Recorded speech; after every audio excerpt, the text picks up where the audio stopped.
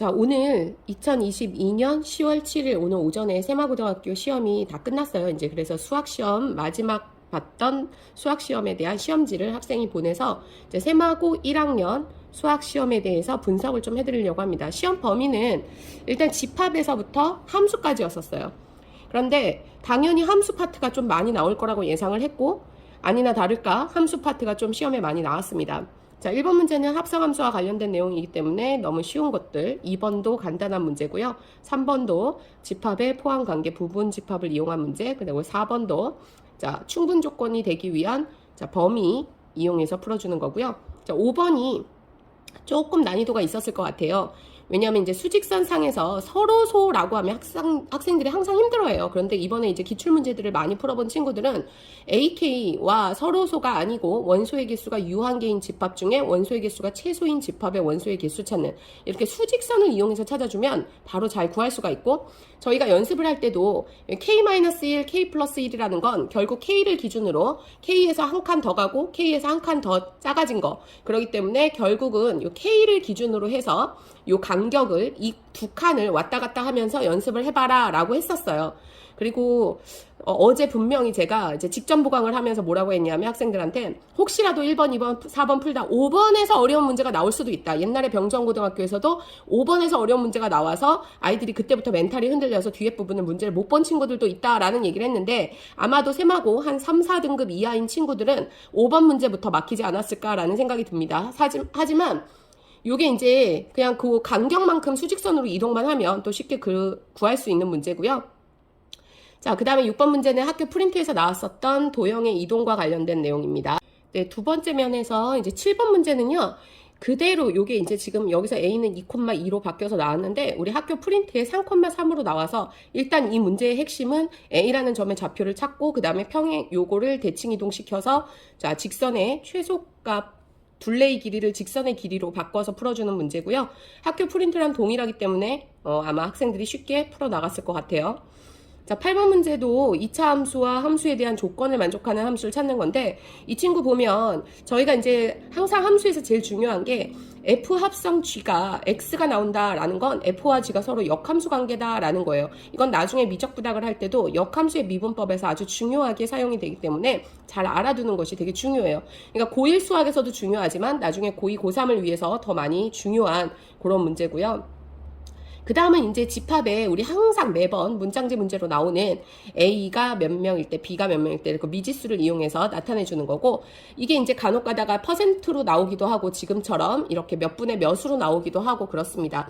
자주 나오는 형태이기 때문에 이것도 어렵지 않게 해결했을 거라고 생각이 듭니다. 자, 10번 문제는요, 우리가 기출문제 하면서 많이 연습했던 문제인데 대부분 문제가 뭐였냐면 A의 개수가 5개고 B가 A의 원소들 중에서 3분의 X 플러스 2A라고 했는데 요게 좀 바뀐 거죠. 이 친구도 이제 우리가 예전에 풀었던 거랑 요게 좀 차이점이 있구나 라는 차이점을 표시를 하고 바로 접근을 했어요. 자, 접근법은요, 원소의 합을 이용해서 푸는 거예요. 그래서 지금 풀이 과정 상당히 잘했거든요. 이 친구가 많이 개선이 됐어요. 풀이 과정들도 되게 많이 좋아졌고요. 맨날 이제 풀이를 이렇게 일자로 쓰지 못하고 맨날 여기저기다가 이렇게 막 썼던 학생이었었어요. 잔소리 많이 했는데 그래도 시험 때는 여전히 이제 옛날 버릇이 좀 나오긴 해요. 근데 준비하는 가운데에서는 정말 열심히 했습니다. 지금 접근법이 딱 합을 이용해서 해주면 엄청 빠르고 쉽게 간단하게 계산이 가능합니다. 그래서 두 번째 페이지에서 네 문제를 푸는데 소요 시간은 아까 앞 페이지하고 거의 비슷해요. 그래서 한 3분에서 5분 사이. 그러면 첫 페이지, 두 페이지 푸는데 한 10분 정도 소요가 될 것 같습니다. 자, 세 번째 페이지로 가볼게요. 자, 이번에는 11번부터 14번까지인데요. 자, 여기 11번에서는요. P하고 P가 1이에요. 사실은 이 문제를 보면 이게 명제단원인 문제인 것처럼 보이지만 사실은 우리가 원과 직선의 위치 관계예요. 그래서 P이면 Q이다가 어떤 X, Y에 대하여서 참이되기만 하면 된다라는 거니까 점과 직선 사이의 거리를 이용해서 원과 직선 사이의 위치 관계를 이용해서 풀어야 되고, 이번에 뭐라고 얘기했냐면 시험 범위가 도형의 이동은 프린트에서만 그대로 나온다고 했고 집합부터 함수까지라고 생각해주면 되는데, 문제는 항상 요 단원이 시험에 나올 때는 원의 방정식이 안 나올 수가 없어요. 도형의 이동에서도 원의 방정식은 나올 수밖에 없고 명제 단원에서도 원의 방정식은 나올 수밖에 없습니다. 그래서 저희는 이번에도 분명히 명제나 아니면 집합하고 연계되어 있는 원의 방정식 문제가 나올 거야 라는 이야기를 했었고요. 자, 이제 이거가 우리가 올림포스 고난도에 있는 문제에서 2차 함수를 선생님이 요 절대값으로 바꾼 거죠. 자, 요거를 집합으로 바라보면 안 돼요. 요것도 역시 집합 문제이긴 하지만 사실은 이걸 함수로 바라볼 수 있어야 돼요.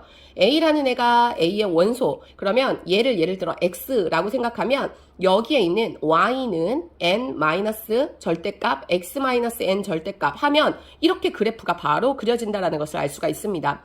그렇기 때문에 사실은 모든 단원들 중에서 제일 핵심이 되는 게 바로 함수고 집합도 함수로 풀어나갈 수 있고 결국은 이것도 원의 방정식이잖아요. 물론 원의 방정식 함수는 아니지만 좌표 평면을 이용해서 이렇게 확장해서 풀어나갈 수 있다는 겁니다. 자, 그 다음에 이제 직사각형의 둘레의 길이 구할 때는요. 사실 이건 방법이 많지요. 이렇게 좌표 평면으로 옮겨서 해도 되겠지만 사실 저희 학원 학생들한테는 제가 매번 이런 그림이 나왔을 때 강조하는 게 뭐냐면 이런 애들은 닮음을 이용하면 제일 쉽다. 그게 나중에 수원 수투를 할 때도 마찬가지예요. 닮음을 이용해서 이 학생 보세요. 요 길이가 5고 요 길이가 12. 그러면 얘가 5대 12대 피타고라스 정리 13. 그러면 얘도 닮음이기 때문에 5x, 12x, 13x 놓는 순간부터 완전 쉬워져요. 네, 그래서 지금 13번 문제는 그렇게 닮음을 이용하면 해결할 수가 있고요. 14번은 항상 요거는 함수 단어에서 자주 나오는 거예요. 적당한 수를 대입해서 f4분의 1이 마이너스 32분의 19라는 걸 이용하여 이 값을 찾아야 돼요. 근데 요런 게 이제 학생들이 시험 시간에 갑자기 내가 어떤 적당한 수를 대입해야 될지 좀 막연하다라고 한다면 여기서 좀 시간을 지체할 수도 있을 것 같아요. 자, 다음 15번 문제는요. 제가 이제 사실 이거 되게 많이 적중했던 문제 중에 하나예요. 이게 예전에 화성고, 그 다음에 이제 수원에서도 좀, 난이도가 있는 학교들에서 시험에 출제가 됐었던 문제고, 이거는 그래프만 살짝살짝 바꾸면 되기 때문에, 그리고 이게 합성함수로도 해도 되고, 결국은 뭐냐면 포인트는 요 부분이에요. 그래서 우리가 합성을 해서 항등함수가 나온다. 자, 요런 것들에 대한 관계를 A와 B를 이용해서도 연습을 해봤었고요. 그렇지 않고서는 y는 합성함수의 그래프를 그리고 y는 x라는 그래프하고 만나는 교점의 x의 값이라고 생각을 해주면 이 친구 여기서 합성함수 그렸고요. 여기다가 y는 x라는 그래프를 그렸습니다. 이렇게 해서 이제 해결을 해주면 15번 문제는 이제 아는 친구는 다르게 풀 수 있는 거고요. 근데 마무리가 잘 안 되면 좀 학생들이 15번을 조금 틀리지 않았을까라는 생각이 듭니다. 여기 보면 합성함수 또 나왔죠. 자, 우리 앞에 페이지에서도 합성함수가 x가 나온다. 그러면 서로 역함수 관계다. 여기서도 또 합성함수가 나왔고요. 여기도 마찬가지예요. 그래서 원래 fx 함수를 이용해서 요 합성함수의 그래프를 그리고 여기 직선을 그려서 만나는 교점의 개수를 찾으면 되겠구나. 그럼 혹시라도 15번에서 내 생각이 좀 어려워서 몰라라고 넘겼다가 16번 문제를 풀었던 친구가 이거 똑같은 거네? 그럼 15번도 한번 도전해볼까? 하고 15번도 풀 수 있지 않을까라는 생각이 듭니다. 자, 그 다음에 17번 역시 자, 우리가 요 주기함수의 특징을 잘 활용을 해서 요 주기함수를 가지고 마이너스 2에서부터 2까지의 fx의 그래프를 그려놓고 그걸 이용해 주기함수를 가지고 반복적으로 그래프를 그려서 n을 변화시키면서 자연수 n의 개수가 실근이 7개가 나오는 상황을 몇 콤마 몇과 몇 콤마 몇을 지날 때인지를 상황을 찾기만 하면 됩니다. 자, 다음은 이제 2페이지 남았습니다. 18, 19, 20 변별력을 요하는 3문제랑 그 다음 최고 난이도 2문제가 남아있어요. 그런데 지금 이번에는 요 변별력을 요하는 문제가 정말 제가 무슨 찍신이 강림한 것도 아니고 너무 똑같이 나와서 제가 뭐 더 이상 할 말이 없습니다. 우리 학원 아이들은 이거 다 맞춰야 되겠죠? 그래프가 역함수가 존재할 조건 1대1 대응. 이거는 정말 귀에 못이 박히도록 들었어요. 역함수가 존재할 조건 1대1 대응. 그러려면 x가 2보다 크거나 같을 때랑 x가 2보다 작을 때 얘네들이 1대1 대응이 되기 위한 조건이기 때문에 이건 뭐 전혀 어려움이 없습니다. 자, 이 문제는요, 저희가 실제로 학원에서 모의고사 문제 3번 정도 풀었고요. 제가 직전 보강 프린트에다도 넣어놨어요. 왜냐? 실제 모의고사를 풀었을 때 의외로 이게 오답이 많은 거예요. 그러니까 의외로 오답이 많은 이유가 이거 합성함수 그래프 다 그려야 되나? 근데 여기 미지수가 있는데 어떻게 그려야지? 이래서 도입을 못 하더라고요. 사실 이거는 그냥 fx에다가 여기 gx 그대로 넣기만 하면 돼요. 그리고 fx 그대로 넣어서 한쪽을 0으로 만들어서 인수분해만 하면 됩니다. 이 친구 풀이 과정 아주 완벽해요. 인수분해만 해서 결국 서로 다른 실근의 개수가 2개가 나오려면 이쪽에서 실근이 하나, 이쪽에서 실근이 하나, 아니면 이쪽에서 실근이 빵개 2개, 여기 2개 빵개. 그래서 이 친구 하나, 둘 이렇게 경우의 수를 나눠서 다 생각을 해봤죠. 너무 예쁘게 잘 풀었습니다. 그래서 이거는 저희가 수업 시간에도 여러 번 반복적으로 했었던 문제이기 때문에 19번 문제 저희 학원 아이들은 잘 했을 거고 외부 학생들은 아마 처음 보는 친구들은 틀렸을 수도 있을 것 같아요. 자, 그 다음에 요 역함수와 관련된 요것도 이제 범위에 의해서 나뉘어지는 거예요.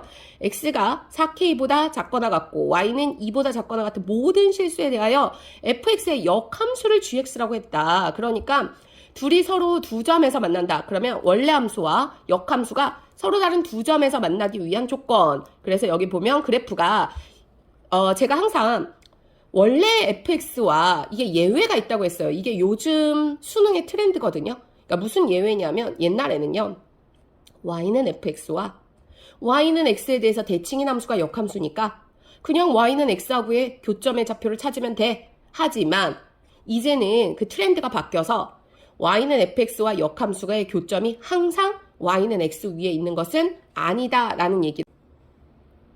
자, 우리가 항상 웬만하면 여기가 y는 x에 대해서 대칭인 함수니까 여기에 y는 fx가 있고 자, 그 다음 여기에 y는 f 인버스 x가 있으면 원래 y는 fx와 인버스 x하고의 교점은 y는 x 위에 존재한다.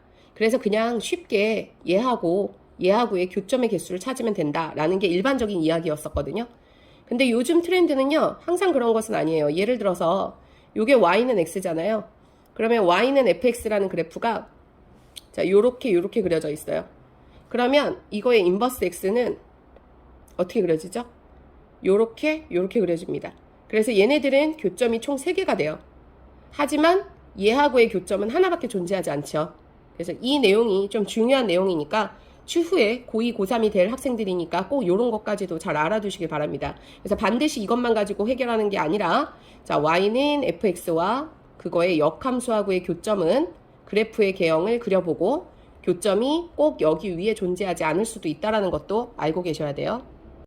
자, 그래서 우리가 이 그래프에서도 P와 Q의 값을 찾아서 그들의 최대값을 찾아주는 문제인데 이 친구가 아마 이 문제 풀 때 좀 더 풀이 과정들을 보니까 시간이 좀 생각보다 많이 소요가 됐을 것 같아요. 그래서 우리가 이 문제에 좀 혼신의 힘을 다해서 20문제까지 다 완성하겠다라는 각오로 임했다면 이 마지막 부분에다가 정말 최선을 다해서 풀어야 되는 것 같아요. 자, 새만고등학교 1학년 마지막 페이지 최고 난이도 21번과 22번 문제인데요. 사실 21번 문제는 이번에 학교 프린트 문제가 거의 동일하게 나왔기 때문에 학생들이 사실 이거의 최대값만 찾아본 친구들은 SA의 최대와 SB의 최소값 그냥 그것만 딱 하고 끝낼까봐 제가 학교 프린트를 수정하면서 어떻게 수정했냐면 A의 원소 이 값이 최대가 되기 위한 집합 A의 원소 중에 가장 큰 것과 집합 B의 원소 중에 가장 큰 것의 합을 찾아라 이렇게 바꿨었어요. 왜냐하면 그렇게 바꿔야 아이들이 진짜 집합 A 안에 누가 들어갈 것인지 집합 B 안에 누가 들어갈 것인지 이걸 알 수 있거든요. 그리고 이 문제의 핵심은 서로 다른 두 원소를 더해서 6의 배수가 아니어야 된다라는 것은 뭘 이용해서 해결을 하냐? 내가 이 안에 들어있는 원소들 중에서 잠시만요. 이 안에 들어있는 원소들 중에서 1부터 15까지잖아요. 6으로 나눠서 나머지가 같은 애들끼리 모아요. 예를 들어서 나머지가 1인 애와 나머지가 5인 애가 같이 들어가면 그 둘을 더하면 6의 배수가 됩니다. 그렇기 때문에 둘이 더해서 6의 배수가 안 된다라는 건 나머지를 이용해서 분리시켜서 해야 돼요. 이 관점은요. 우리 조만간 기말고사 시험을 볼 때 순열과 조합 문제에서도 상당히 중요하게 다뤄줄 문제예요. 그래서 순열과 조합에서 어떤 바구니 안에 15개의 1부터 15까지 적혀있는 15개의 공이 들어있다. 그 중에서 공 2개를 더했을 때 그 합이 6의 배수가 아닌 경우 이런 식의 아이디어와 동일한 아이디어를 이용해주면 돼요. 그래서 우리가 이제 연습시킬 때 일부러 A와 B를 세세하게 다 찾아야 되기 때문에 처음에는 아이들이 조금 짜증이 났을 거예요. 그래서 그거를 또 한 번 바꿔서 냈어요. 두 번째. 두 번째는 의뢰 그냥 이거였구나 하고 또 했을 거예요. 그때는 이제 6의 배수 하나만 나온 게 아니고 10의 배수랑 뭐 2가지가 나왔거든요. 그랬던 친구는 아마도 이거를 이렇게 의연하게 풀지 않았을까라는 생각이 듭니다. 자, 마지막 문제가요. 요게 사실은 저번 시험에서 1학기 기말고사에서 2차 함수에서 나오지 않을까라고 생각을 했다가 이게 고등학교 2학년 최근 따끈따끈한 학평 기출 문제 최고 난이도 문제였었어요. 4점짜리 문제. 그렇기 때문에 세마고는 시중에 널려있는 문제집에 있는 문제가 아니라 정말 최근에 따끈따끈한 문제를 낼 거다라고 생각을 해서 학생들한테 저희들 직전 보강 프린트에다가 제가 딱 넣어서 같이 한번 풀어봤고, 그때 여러 명이 그냥 한 방에 풀기는 했어요. 그런데 이 그래프의 개형을 이렇게 해보면 시험 시간에는 좀 안 풀어본 친구는 좀 멘탈이 흔들릴 수가 있잖아요. 그래서 저희가 이제 딱 풀 때, 얘들아, 여기 보면 이건 바뀔 수 있어. fx하고 gx 중에서 gx가 큰 거니까 이거 큰 걸 따라가는 함수야. 요것도 큰 걸 따라가는 함수야. 그러면 여기서는 이렇게 큰 걸 따라가는 함수야. 하지만 이게 작은 걸 따라가는 함수로도 바뀔 수도 있어. 절대값을 포함해서도 나올 수 있어. 요게 최신 이제 수능에서도 자주 나오는 표현들이에요. 수원, 수투에서도. 그래서 그걸 이용해서 서로 다른 세 점에서 만나기 위한 K의 범위를 찾아라 라는 얘기를 했었습니다. 그래서 요게 이제 따끈따끈한 최고 난이도 문제였고, 사실은 요거는 이제 저희 학원에서는 고등부 부원장님도 세마고에 이거 나올 것 같아요 라고 하셨고, 저도 직전 보강에서도 물론 이거는 반드시 나올 거야 라고 생각을 하고, 그 전에도 한번 풀었었고 이번에 또 한번 풀렸죠. 한번 옛날에 풀었다 하더라도 아이들이 직전에 안 풀면 또 까먹거든요. 그래서 이번에 이제 또 다시 풀렸습니다. 저희 학원에서는 지금 100점 소식이 들리고 있고요. 물론 시험을 생각보다 못 본 친구도 있다고 해요. 그런데 시험이라는 건 항상 그런 것 같아요. 끝나고 나면 항상 아쉬움이 남고, 100점을 맞았다고 해서 절대로 자만할 필요 없고요. 다음 시험을 또 준비해야 합니다. 그리고 세마고 화성고는요, 늘 이번이 끝이 아니고 이제 시작입니다. 자, 선생님이 요런 것들을 하나하나 짚어주면서 우리 기말고사와 수원 수투하고 어떻게 연계되어 있고, 세마고에서 정말 중요하게 다뤄지는 함수의 관점과 꼭 알아야 하는 이 단원에서의 핵심이 되는 내용들 꼭 짚고 넘어가는 그런 중요한 시간이 되셨으면 좋겠습니다. 감사합니다.